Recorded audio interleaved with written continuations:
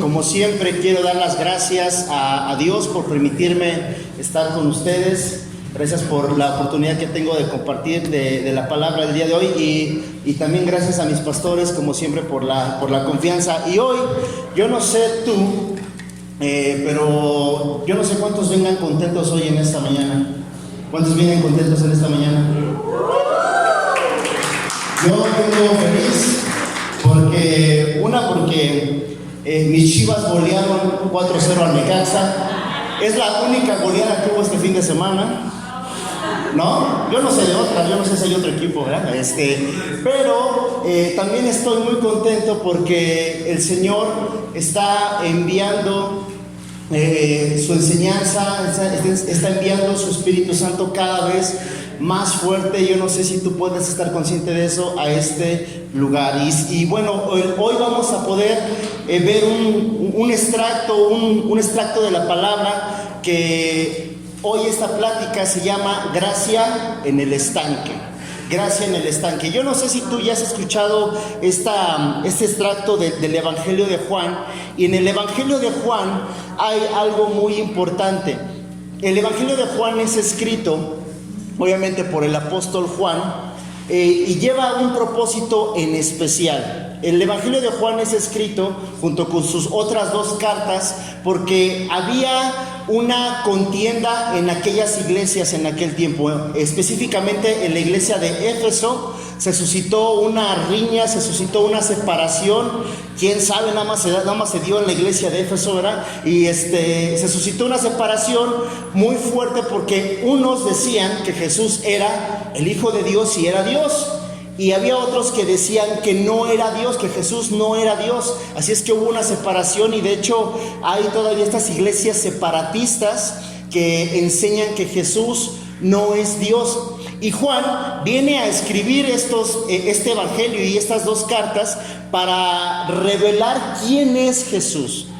De por sí siempre, si a lo mejor tú, no sé si tengas quizás poco tiempo, unos meses, no lo sé, lo que se sugiere siempre cuando tú vas a empezar a leer la Biblia, se sugiere empezar por el libro de Juan, porque es un libro muy sencillo de digerir, y número dos, nos explica y nos muestra la deidad de Jesús. ¿Quién es Jesús? Y todo lo que el Señor hace en el Evangelio de Juan, o Juan nos muestra que hace el Señor Jesús, son milagros que Él viene a hacer. Y no solamente son milagros, sino realmente viene a representar al Hijo de Dios como el Verbo encarnado. De hecho, por eso en Juan 1:1 empieza a decir que el Verbo era Dios y todo ese rollo. Y sabemos quién es el Verbo de Dios, es Jesús.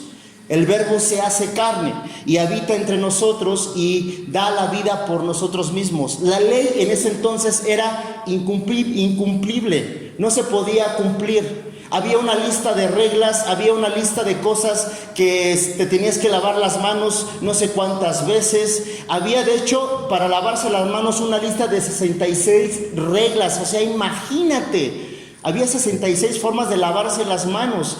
Había una lista de reglas interminables y la ley no se podía cumplir. Pero ojo, eso no era la ley que Dios había enseñado al pueblo.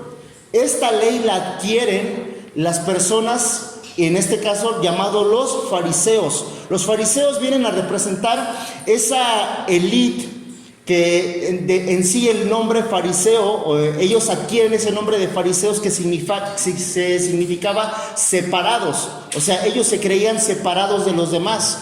No creían que eran iguales a ti o a mí. Ellos sentían que estaban unos 10 escalones más arriba. Ellos tenían una moralidad nivel Dios, así casi.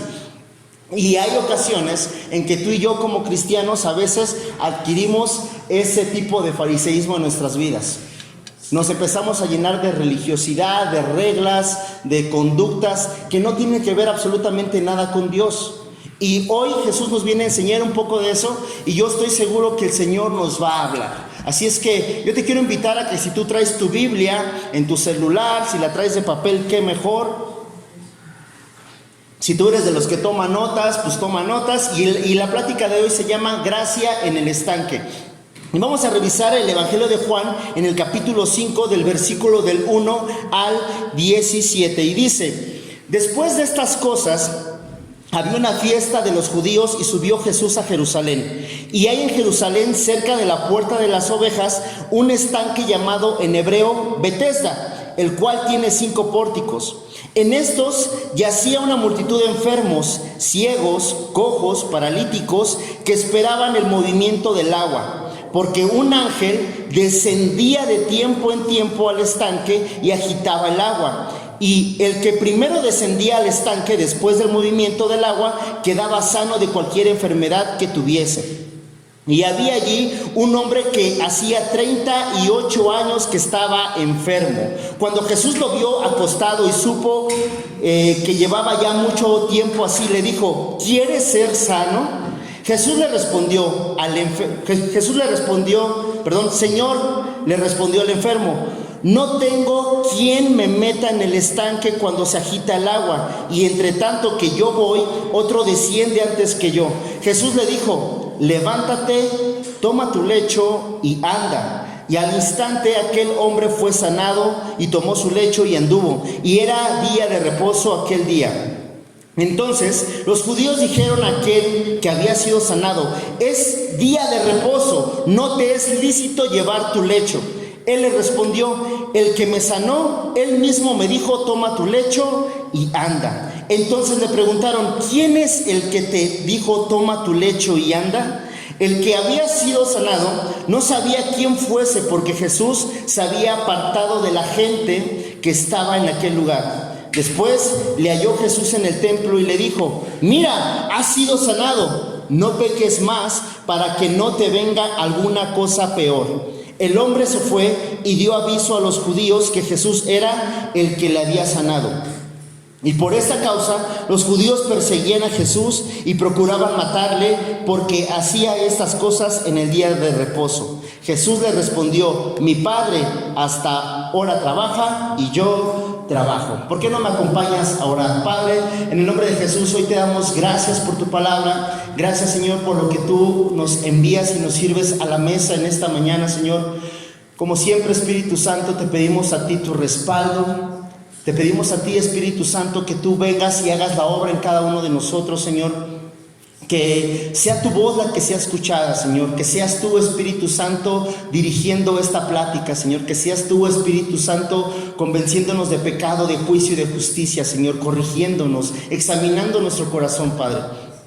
Como siempre, Espíritu Santo, te pedimos a ti, Señor, que tú nos hables y que esta palabra pueda ser sembrada en nuestro corazón para que pueda crecer y pueda dar abundante fruto, Señor. Como siempre, Señor Jesús, te damos toda la honra y toda la gloria a ti. Gracias, Padre, gracias en el nombre de Cristo Jesús. Amén y amén. Y bueno, el paralítico de Betesda. El paralítico de Betesda es una persona que estaba ahí, dice la palabra, que llevaba ¿cuántos? 38 años ahí. Y a mí esta parte, este extracto, esta porción de la Biblia realmente me toca demasiado, porque me hace recordar el cómo yo me encontraba sin Jesús, sin Cristo. Cómo es que yo podía estar quizás, a lo mejor, digo, gracias a Dios, el Señor fue muy misericordioso, ha sido muy benévolo y fue por mí a una edad joven, a una edad pues muy chavo. Pero quizás yo no sé cuántos años tengas tú, quizás eres igual un joven, igual un joven, ¿verdad? Ya tengo 30 y todavía me creo joven. Igual eres joven, igual eres adulto, igual ya eres de edad mayor. No sé cuántos años tengas y cuánto tiempo llevas tú ahí esperando a alguien que te ayude. Betesda significa casa de gracia, casa de misericordia. Esa es la palabra que significa Betesda. Y ahora bien, aquí dice la palabra que Jesús sube a la ciudad de Jerusalén. Por algún motivo él subía. Dice que había una fiesta. No creas que el Señor Jesús subía porque iba a comer o iba a bailar o todo ese tipo de rollos que tú y yo relacionamos con fiesta.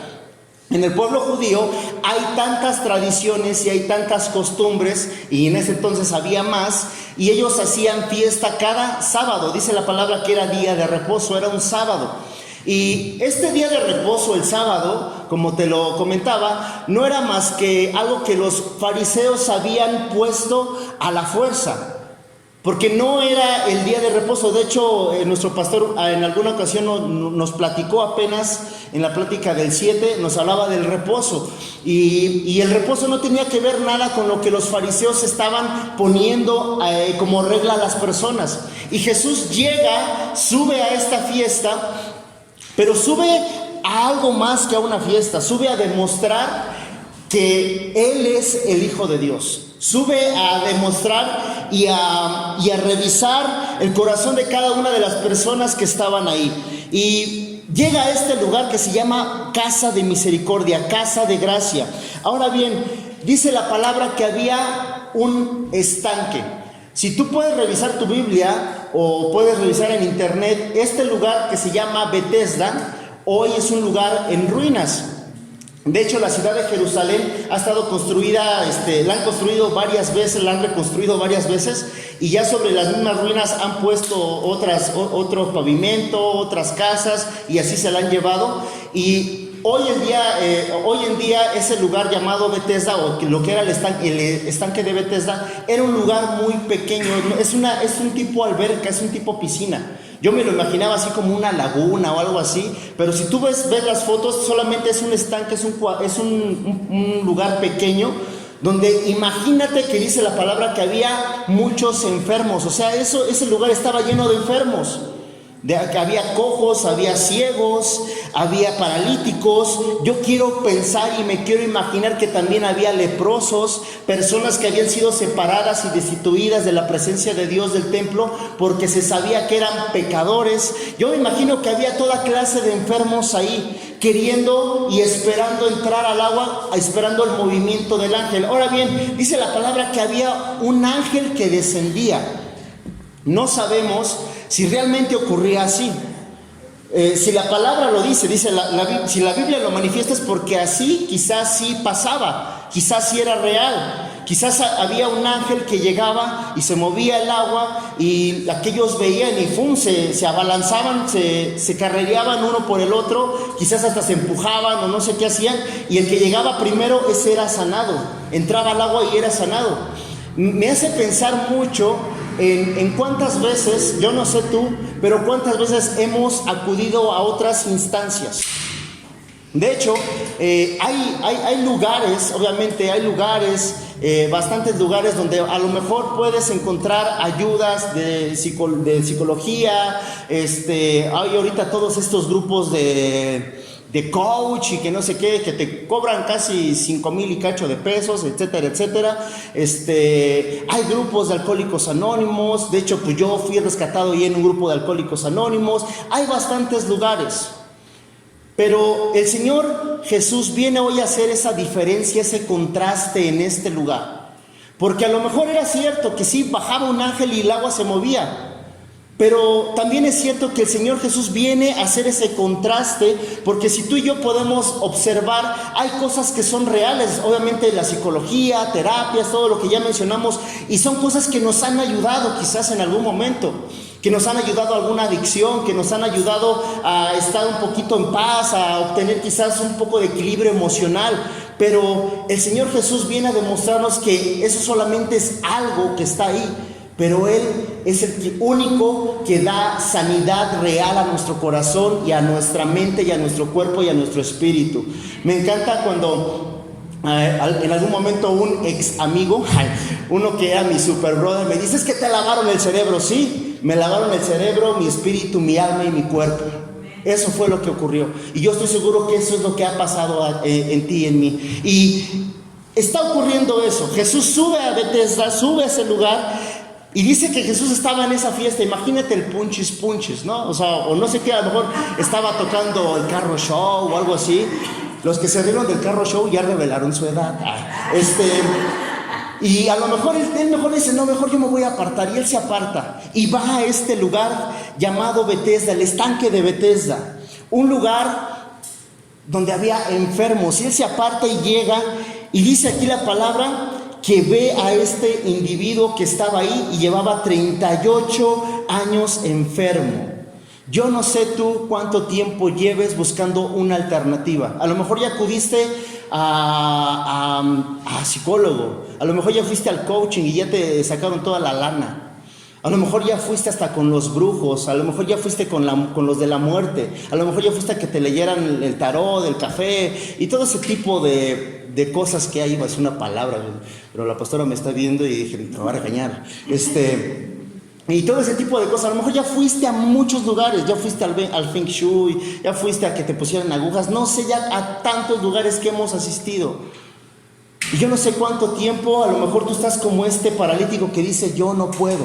Porque el paralítico le dice, no hay quien me aviente al agua, no hay quien me ayude. No sé cuánto tiempo llevas lidiando quizás con esa depresión, quizás con esa tristeza, con esa preocupación, con ese temor, con esa angustia. Yo no sé cuánto tiempo llevas quizás queriendo hacer las cosas a tus fuerzas y a tu manera. Yo no sé cuánto tiempo, pero yo quiero que tú y yo nos pongamos en el lugar del paralítico, porque hoy el Señor Jesús nos va a hablar. Dice que llevaba 38 años enfermo. Ojo, no tiene 38 años de edad, llevaba 38 años ahí. Y si dice que llevaba 38 años, nos hace pensar en algo. Que a lo mejor este individuo, este cuate, adquirió esa enfermedad a una edad quizás joven o quizás adulto. No sabemos si tiene 50, 60, no sabemos cuánto tiempo lleva en esa parálisis. Era un paralítico, no se podía mover. A lo mejor tenía esclerosis, a lo mejor se cayó y se le desarrolló algo en su columna que ya le impidió moverse. No sabemos, la Biblia no lo narra, pero lo que sí sabemos es que llevaba 38 años ahí. Ahora yo quiero que pienses en el lugar. Te vuelvo a repetir, un lugar lleno de enfermos, una piscina. No era hoy, te vuelvo a repetir, es un lugar turístico. Si tú algún día tienes la oportunidad de visitar Jerusalén, ¿me llevas? Número 1. Bueno, me invitas a mí, a mi esposa y a mi hija, nos llevas, número 1. Y número 2, si tú tienes esa oportunidad quizás de un día estar ahí, hoy es un lugar turístico donde a lo mejor te puedes tomar fotos y está así bien bonito y las ruinas aquí, Bethesda, y te explican y todo. Pero en aquel tiempo no era un lugar que tú quisieras visitar. No es un lugar al cual tú querías ir. Y hoy conocemos tantos lugares que a veces les rehuimos, ¿no? Un hospital, ir quizás a visitar a alguien a la cárcel. Lugares donde es que no tengo tiempo, no puedo, etcétera, etcétera, etcétera. Hay lugares a los que a veces le rehuimos. Y Jesús no le huye a estos lugares. Jesús va a ese lugar y se topa con este individuo. Ponte a pensar ya en el lugar, ya pensaste en el lugar, ahora ponte a pensar en el cuate que estaba ahí tirado 38 años. Quizás él ya había asistido a doctores, ya había ido a los brujos, había una clase de brujería que se manejaba en aquel momento que la verdad no lo anoté aquí. Pero ¿cuántos recursos piensas que agotó el paralítico? ¿Cuántos lugares piensas a los cuales él asistió a buscar ayuda y en ningún lugar lo pudo encontrar? Y a lo mejor alguien le dijo, oye, vete allá al estanque de Bethesda y espérate a que alguien te aviente. Y ese hombre, imagínate ahí, 38 años, y cuando él manifiesta y le dice Jesús, dice, lo vio acostado y supo que llevaba ya mucho tiempo así, le dijo, ¿quieres ser sano? ¿Quieres ser sano? ¿Y por qué Jesús pregunta esto? Porque a lo mejor el paralítico pudo haber dicho, no Señor, ¿sabes qué? Nada más aviéntame el agua y ya. O no, Señor, ¿sabes qué? Nada más dame una ofrenda y ya. O no, a mí nada más haz una oración por mí y ya. O solamente escúchame. No. A lo mejor me pongo a pensar si a lo mejor Jesús iba solo o iba con sus discípulos y cuando le pregunta, ¿quieres ser sano? Y a lo mejor sus discípulos así de, Señor, pues ¿cómo le preguntas eso? Pues es obvio que quiere ser sano. Pero el Señor quería revelar la condición del corazón de este cuate. Por eso le pregunta, ¿quieres ser sano? ¿Realmente qué es lo que quieres? ¿Realmente qué estás buscando? ¿Solamente estás buscando un tiempo momentáneo, algo emocional, algo que solamente te apacigüe por unos días, por unos meses? ¿O realmente buscas paz eterna, la paz que sobrepasa todo entendimiento? Y Jesús le pregunta y el paralítico le contesta, Señor, le respondió, no tengo quien me meta al estanque cuando se agita el agua y entre tanto que yo voy, otro desciende antes que yo. Yo quiero pensar que este cuate se arrastraba, porque no se podía mover. Yo creo que a lo mejor todavía trataba de moverse con un brazo, no sé, pero trataba de arrastrarse y aventarse al estanque cuando eso ocurría. Te vuelvo a repetir, a lo mejor era real, a lo mejor no. Pero Jesús viene a hacer ese contraste en él. Ponte a pensar en este cuate. ¿Qué es lo que este cuate sentía? Este cuate de entrada tenía soledad. Quizás ya había tenido el abandono de su familia, porque no vemos aquí que estuviera acompañado por algún familiar. Si eso estuviera, el familiar lo ayudaría y lo aventaría. Pero en este caso no es así. Este cuate está sufriendo de soledad. Ahora ponte a pensar en el aseo, en el aspecto que tiene este cuate que lleva 38 años sin moverse, sin poder asearse. ¿Te imaginas el olor? En algún momento, te digo que yo estuve en un grupo de alcohólicos anónimos. En alguna ocasión nos llevaron a un anexo. Y el cuate del anexo me dice, pues nosotros bien peinaditos y bien bonitos íbamos a compartir. Y me dice ese cuate, ¿quieres ver lo que realmente es la enfermedad del alcohol? Y nos mete a un cuarto al cuate con el que iba. Y había unos chavitos de 13, 14 años. Y me dice, y antes de entrar nos dice, huele, quiero que huelas, quiero que veas, quiero que palpes, quiero que veas, quiero que los veas cómo están. Realmente personas que sufren, que padecen la enfermedad del alcohol y de la droga. Y entramos y ese lugar realmente era un lugar que yo te vuelvo a repetir, no es un lugar en el cual tú quieras estar. Y yo me imagino que algo pasaba similar aquí con el estanque de Bethesda. Y me imagino el olor que destilaba de esta persona. Me imagino que esa persona también tenía desesperación porque no podía acercarse, no podía ser sano. Me imagino la frustración que este hombre sentía. ¿Cuántas veces quizás había intentos y nunca ha podido salir de esa parálisis? Ha hecho absolutamente todo para salir de ese lugar donde se encuentra. Me imagino que también tenía amargura en su corazón. Quizás había hebras en su corazón de amargura, de decir, me han abandonado, me han dejado, no puedo, estoy solo. Había tristeza evidentemente cuando él le dice al Señor, no puedo porque no hay quien me ayude. Y lo más importante, era una persona incapaz en sus propias fuerzas de moverse. Era una persona impotente. ¿Y cuántos de nosotros, a veces tú y yo, nos creemos capaces y potentes? Creemos que tú y yo podemos hacer las cosas en nuestras fuerzas y a nuestra manera. Y esa situación que a lo mejor tú y yo estamos atravesando difícil o lo que estemos pasando, creemos tú y yo que solamente nuestras fuerzas van a ser los que nos van a sacar. Ahora imagínate a Jesús diciéndole, ay, híjole, pues échale ganas, ¿no? Imagínate a Jesús diciéndole, órale, ten fuerza de voluntad, sí se puede, ¿no? Imagínate a Jesús. Porque yo estoy seguro que tú y yo hemos recibido esas palabras de, ay, échale ganas, ¿no? Es pasajero, ¿no? Ay, no pasa nada, tú tranquilo. Hemos recibido eso y también hemos dicho eso a alguien que llega y de repente es que tengo una bronca, no sé qué. Ay, pues échale ganas. Ay, que te vaya bien. Ay, que voy a estar orando por ti. ¿Sí? Voy a estar intercediendo en victoria. O sea, y sacamos un lenguaje cristianoide que no tiene nada que ver con el Señor. Porque el Señor Jesús vemos que actúa sobre la circunstancia. Va a hacer ese contraste. Y Jesús sabe la condición real del corazón de este cuate. Jesús sabe la condición real de nuestro corazón hoy en esta mañana. ¿Cómo viene tu corazón hoy en esta mañana? ¿Viene desesperado? ¿Viene en soledad? ¿Viene quizás sucio? Y no me refiero al aspecto, sino sucio en el corazón.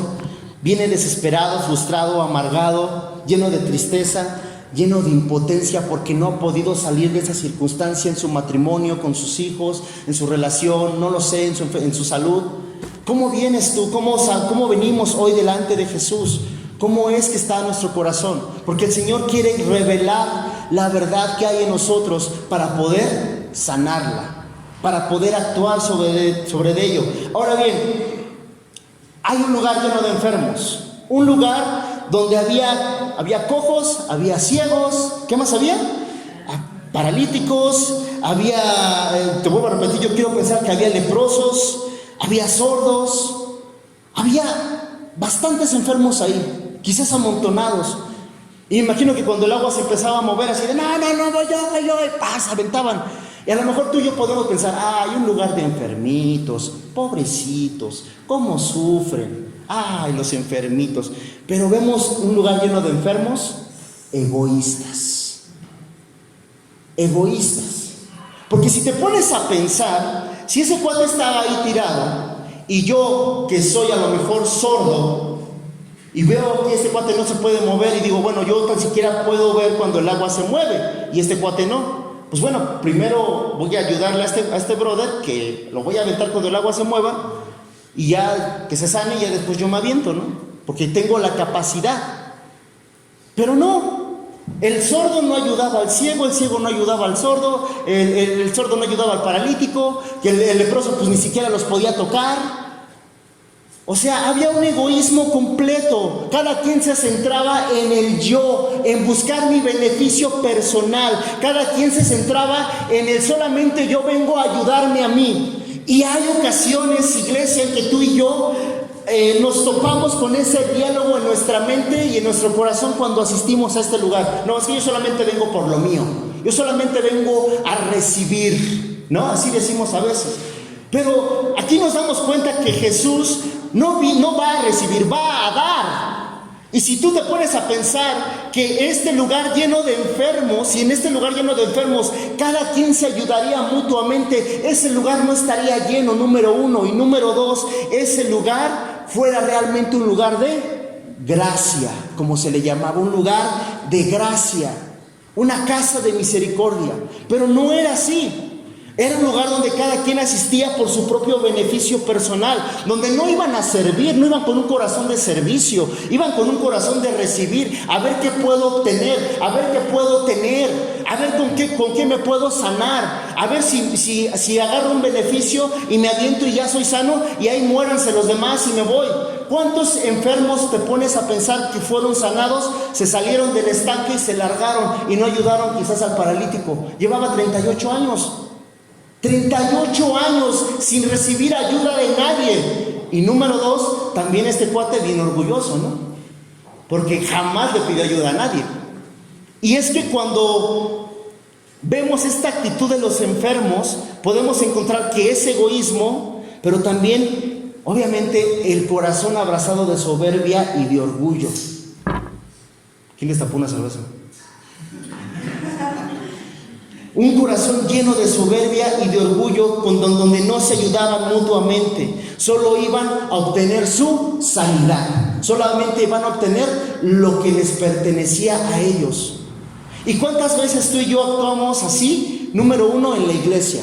Porque yo no sé tú, pero yo cada vez que hay algo con lo cual el Señor trata conmigo, me recuerda que soy un leproso, que soy un pecador, que realmente estoy enfermo de aquí, y que necesito de un doctor que es Jesús en mi vida. Y yo no sé si tú a veces te sientas así, si a veces te sientes incapaz, te sientes enfermo. Y si te pones a pensar cuántas veces entre nosotros no encontramos esta manera de ayudarnos mutuamente, sino todo lo contrario. Luchamos contra el otro enfermo que está ahí y lo pateamos y si yo soy sordo y veo que el ciego se quiere aventar, pues no le pongo el pie, ¿no? Y si a lo mejor el mudo me ve que yo estoy bien, me pica los ojos y no, ahora voy yo, ¿no? Y ahora yo le pongo el pie y no, es que yo debo de obtener, yo voy primero. Si te das cuenta, cada quien está luchando en sus fuerzas, en su capacidad. Cada quien va a obtener algo, no va a dar algo. Y eso es lo que Jesús va a revelar cuando se para ahí y dice, esta es la condición real de este lugar llamado casa de misericordia. Eso es en la iglesia. Y te pones a pensar en nuestra familia, ¿cómo somos? ¿Realmente somos aquellos que ayudamos a los que tenemos cerca? Porque realmente nuestra condición de cristianos o de creyentes no se revela aquí en la iglesia. Aquí ponemos una cara y abrazamos a todos y bien bonito y damos palabras de fe y de aliento y predicamos y cantamos y levantamos nuestras manos y lloramos y ¡ay, qué padre! ¡Ay, ya viste tal! Es buenísima persona. Ajá. Pero cuando vamos a nuestra casa, cuando abrimos la puerta y cerramos, ahí sale el verdadero yo. Ahí sale lo que realmente somos. Los creyentes no se ven aquí en la iglesia. Un verdadero creyente se refleja en su hogar, con su esposa, con su familia, con sus hijos, con sus padres si eres joven. Y eso es lo que a veces tú y yo no podemos a veces entender que en nuestra propia casa también hay personas que están ciegas. En nuestra casa también hay personas que quizás no tienen una pierna, que están cojos, que están mudos, que están quizás paralíticos. Y a veces tú y yo tachamos a nuestra esposa o a nuestro esposo, a nuestros hijos o a nuestros padres y queremos, no, es que, y cuántas veces nos criticamos en nuestra familia mutuamente, no, y nada más estamos señalando el error de las personas que tenemos ahí cerca de nosotros, lejos de ayudar. Lejos de ser esa persona que diga, ok, somos un equipo, somos una familia y vamos a luchar mutuamente por entrar a la presencia de Jesús y ser sanados. ¿Cuántos varones encontramos errores en nuestra mujer? Primero la conquistamos, ¿no? Ay, no, sí, mi amada, y le damos el anillo y cásate conmigo, quiero caminar contigo durante todos mis días, ¿no? Y todo bien bonito, igual, y ya pasan los años, ¿y cómo es que tú empiezas a ver a tu esposa? Ojo, varón, si tú tratas mal a tu esposa, tu oración no es escuchada delante del Señor. No sé las mujeres, pero si tú no tratas bien a tu mujer, tu oración no es escuchada delante de Dios. Olvídate que tu oración sea escuchada. Y también a los jóvenes, ¿no? ¿Cuántos jóvenes criticamos a los padres? Cuando éramos jóvenes o cuando somos chavos, estamos criticando a nuestros padres. Es que tú esto, es que tú lo otro. Y nada más vemos su incapacidad, vemos sus errores, vemos su enfermedad, vemos su debilidad. Y cuántas veces somos de los que podemos decir como hijos, toma papá, y tener actos de bondad con ellos. ¿Cuántas ocasiones hacemos un acto de bondad con nuestros padres, con las personas que tenemos cerca? Pero solamente nos dedicamos a ver por nosotros mismos. Somos como aquellos enfermos en ese estanque que solamente luchamos en nuestras propias fuerzas para obtener lo que a nosotros nos conviene.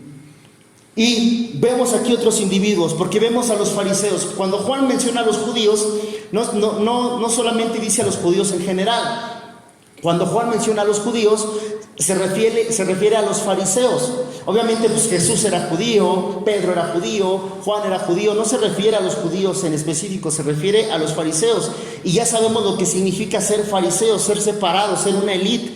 Y vemos a los fariseos en esa religiosidad, porque después de que Jesús le dice a este cuate, levántate. La palabra levántate en esta traducción nos habla de enderézate. Cuando el Señor Jesús viene a tu vida, cuando el Señor Jesús viene y te habla y te dice levántate, te está diciendo enderézate. ¿Y por qué lo dice así? Si te das cuenta, el paralítico obviamente no se puede mover.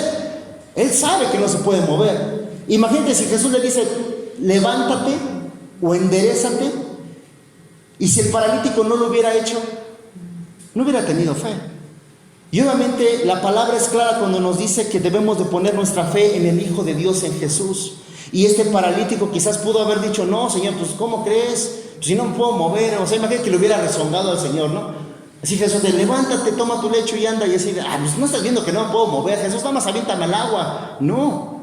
El paralítico tiene fe en las palabras que el Señor le está diciendo. El paralítico está teniendo fe en decir, si este cuate me está diciendo que me levante, yo me levanto, yo me enderezo. Y a lo mejor hizo ese movimiento en fe. Ya había asistido quizás a varias cosas, te vuelvo a repetir. Había agotado todos sus recursos. Y yo sé que a lo mejor si tú vienes por primera vez o por segunda, no sé cuántas veces vengas aquí, a lo mejor después de haber agotado todos tus recursos dices, ¿una iglesia me puede ayudar? ¿Asistir a una iglesia quizás me podría ayudar a todo esto que traigo en mi corazón?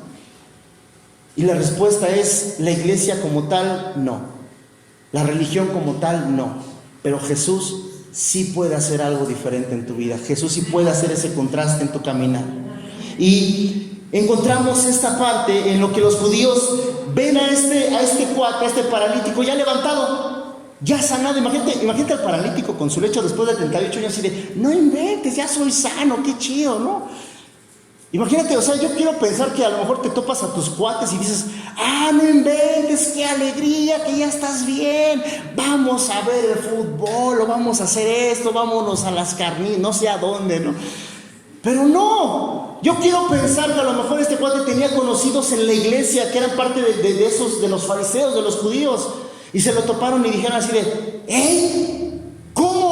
dicen, ¿cómo es que estás cargando tu lecho en sábado? Eso no se puede.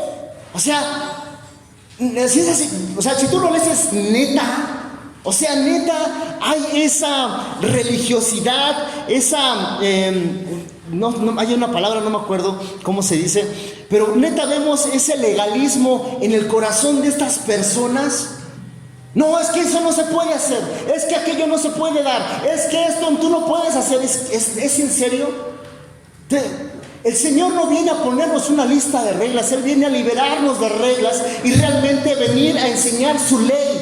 La ley de amor, la ley de perdón, la ley de restauración. Lo que el Señor viene a infundir en nuestros corazones, en nuestra familia, en nuestro hogar. El Señor viene aún más a enseñarnos sobre la eternidad.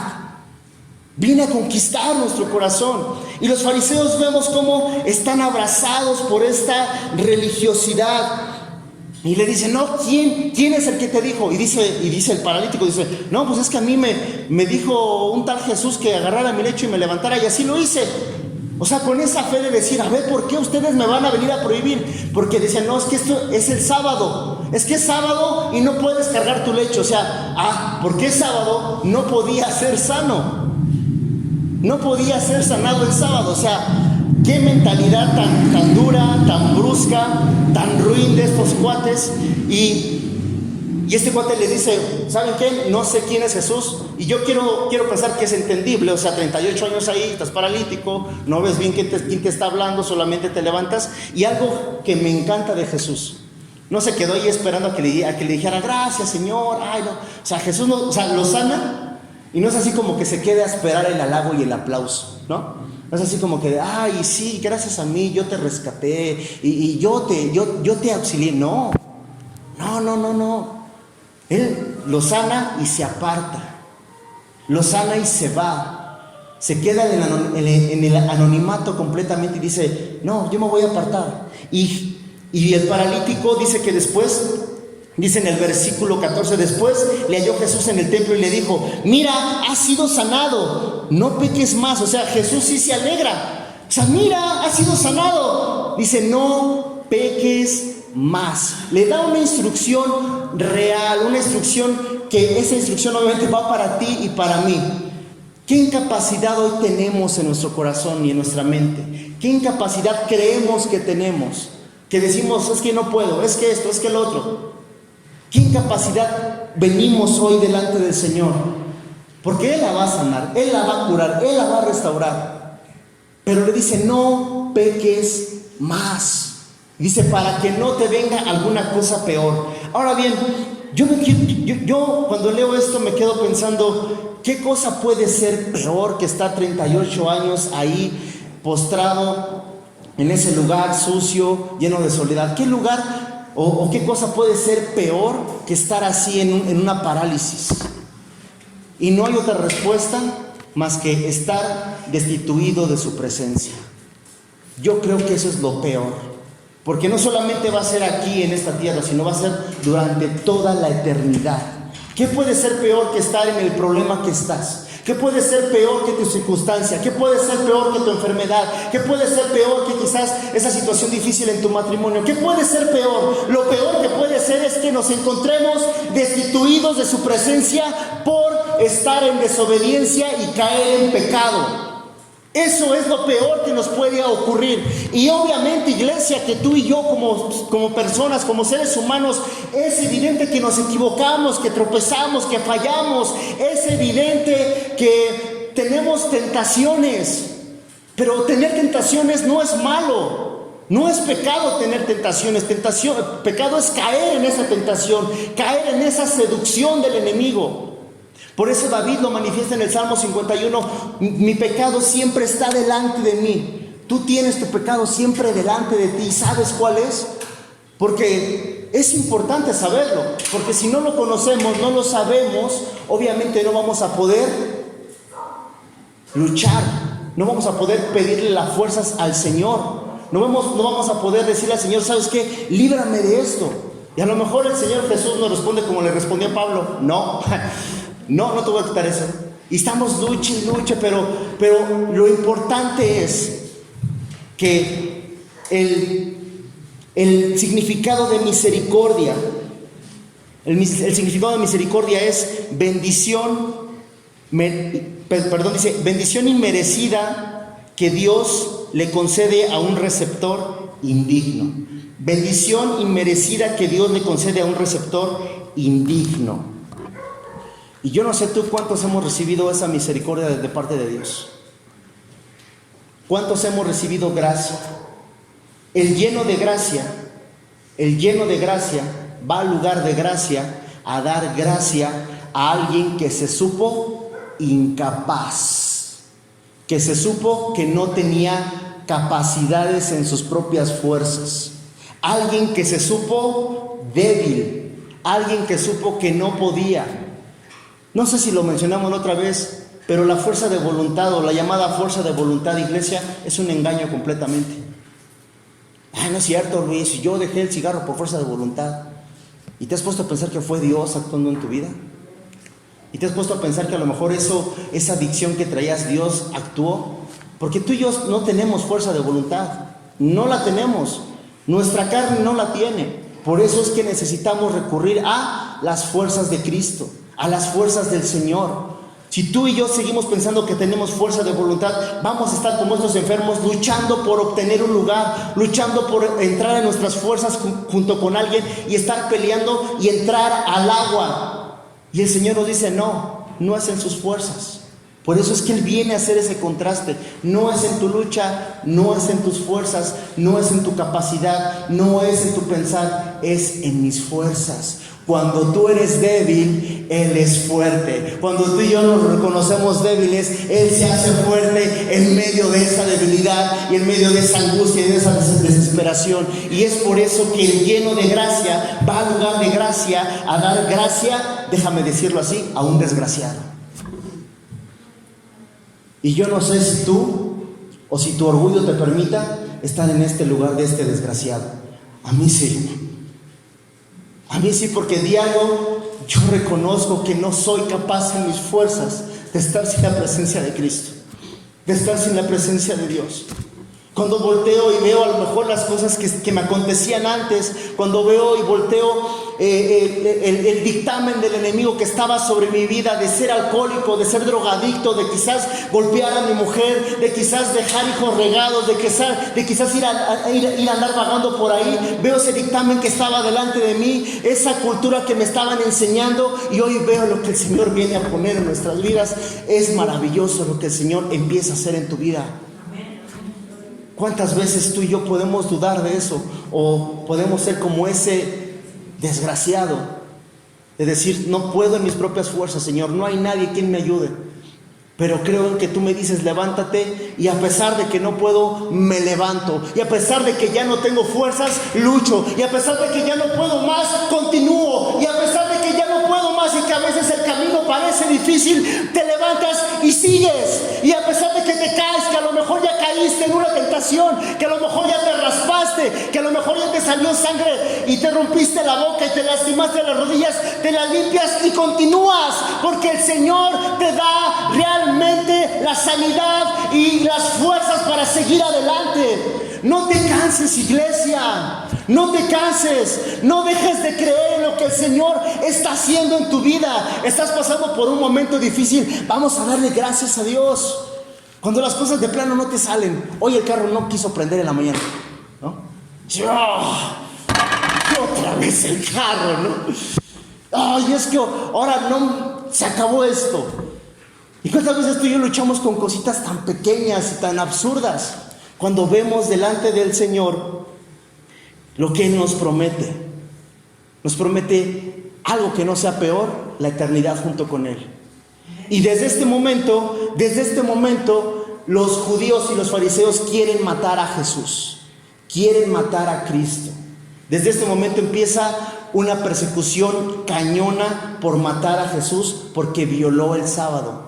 Lo que ellos no se daban cuenta es que Él era el reposo, que Él hacía miles. Si te das cuenta, siempre Jesús hace milagros, ¿en qué? En el día de reposo, dando a entender que Él es el verdadero reposo, que no necesitaban estar en la sinagoga todo el día, que no necesitaban estar así sin hacer nada, no. Y él lo dice, en el 17 dice, Jesús le respondió, mi Padre hasta ahora trabaja, yo también trabajo. Mi Padre también trabaja, yo también trabajo. Y así es que el Señor Jesús viene a hacer algo hoy en nuestras vidas, viene a hacer ese contraste. Sí, los de la A, gracias. El estanque de Betesda, cuando la ciudad es reconstruida, la ciudad de Israel es reconstruida, el estanque de Betesda se llama así por una razón. En el Antiguo Testamento se levanta la ciudad, se vuelve a levantar la ciudad de Jerusalén, las murallas, las puertas. Y si te das cuenta, al inicio del extracto dice que Jesús va a Betesda, que estaba cerca de la puerta de las ovejas. La puerta de las ovejas era esa puerta que tenía acceso al templo. Y si tú y yo podemos recordar, el templo era un lugar sagrado, un lugar santísimo al cual no podía entrar cualquier persona. Cuando se presentaba, cuando se presentaba el sacrificio, cuando tú llevabas tu oveja y le vas a presentar en sacrificio al templo, primero tenías que llevar tu ovejita, tu borreguita y meterla al estanque para lavarla, para que la oveja no tuviera ninguna impureza. Tenían que meter a la oveja al estanque para limpiarla, para lavarla, y después entraba por la puerta de las ovejas para el sacrificio, por el perdón de los pecados. Si te das cuenta, Jesús llega a ese lugar de gracia y está cerca de la puerta de las ovejas. Jesús sabía que tenía que ir a hacer él como cordero algo ahí. Tenía que ir a limpiar algo él ahí, dando a entender que él iba a tener que entrar por esa puerta de manera espiritual. Tenía que entrar por esa puerta para llegar al sacrificio que hizo en la cruz por ti y por mí. Si tú y yo no nos sentimos incapaces y nuestra soberbia y orgullo nos gana delante de Dios, número uno, la palabra dice que Él nos aborrece, que Él nos resiste. A los orgullosos, a los soberbios, a los chismosos, nos resiste, nos hace a un lado. Pero si tú te consideras incapaz, Jesús hizo lo que tú y yo no podíamos hacer, lo que tú y yo jamás íbamos a poder hacer. Incluso si hoy alguien de nosotros pasara por el mismo suplicio de dolor, desde un huerto de Getsemaní, una serie de azotes, una corona de espinas, que también nos llevaran, nos pusieran una cruz y nos llevaran a un monte y nos crucificaran realmente, aún así jamás vamos a poder estar en el estándar que Jesús hizo por ti y por mí. ¿Por qué? Porque tú y yo sí lo merecemos. Y número dos, porque Él era santo, Él es puro, Él es limpio, Él no conoció pecado. Por eso es, iglesia, que tú y yo necesitamos ser este paralítico que se reconozca incapaz. Yo no puedo, Señor. Así que hoy, en esta mañana, si tú todavía te abraza tu orgullo, tu soberbia, crees que vas a hacer las cosas en tu manera de pensar, en tu manera de ser, déjanos orar por ti. Pero si tú dices, ya no puedo, Señor, ya no aguanto esta situación, yo necesito de ti, Señor, es cuando tú y yo aceptamos ese sacrificio que Jesús hace en ese estanque. Entra por esa puerta y va y da su vida por sus enemigos, y da su vida por los pecadores, y da su vida por los que no tienen capacidad en sus fuerzas de moverse, y da su vida por sus hijos y nos trae de regreso a la casa del Padre. Ese sacrificio es el que nos hace limpios.